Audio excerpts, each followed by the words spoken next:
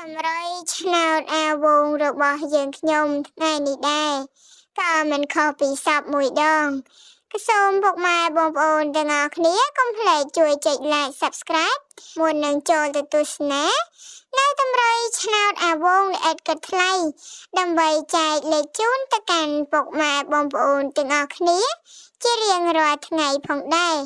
ហើយការចែកនៅតម្រុយឆ្នោតនេះពុកម៉ែបងប្អូនអាចជ្រើសរើសយកទៅធ្វើការចាក់ផ្សងសំណាងបានដែលគិតថ្លៃវងចែកលេខឆ្នោត4 89វងចែកលេខឆ្នោត56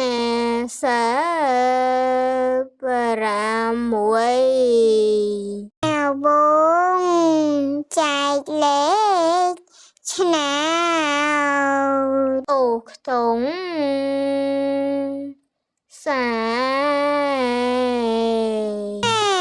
វងចែកលេ